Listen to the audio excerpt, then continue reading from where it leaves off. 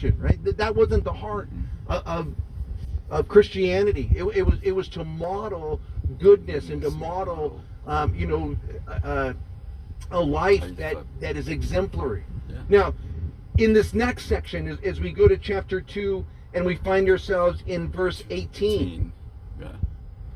he's going to also give us another command, and that command was to servants. To honor, to serve, and to And love. if you understand the honor, idea here, a servant was a slave. Honor, Matter love, of and fact, serve. Yeah. Well, you learned it from the Roman Catholic. In Rome, you know, in the Roman Empire, this goes way back. there BD, were over before Christ. 60 million slaves There you go. in the Roman Empire. And a slave wasn't just someone who, I think we think of menial task when we think of a slave. That wasn't the case in Rome. It's much worse. Let me read you a little excerpt out of Barclay's book on this passage.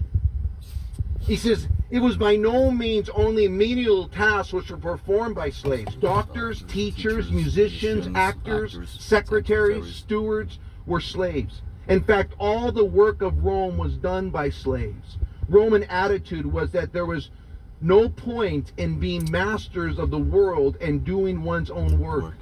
Let the slaves do that, and let the citizens live in pampered idleness. The supply of slaves would never run out. Slaves were not allowed to marry, but they can cohabitate.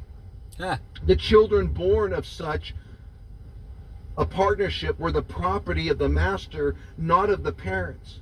Such as a lamb born to the sheep belonged to the owner of the flock and not to the sheep. It would be wrong to think that a lot of slaves were always wretched and unhappy and that they were always treated with cruelty. Many slaves were loved and trusted members of the family. But one great inescapable fact dominated the whole situation. In Roman law, a slave was not a person but a thing.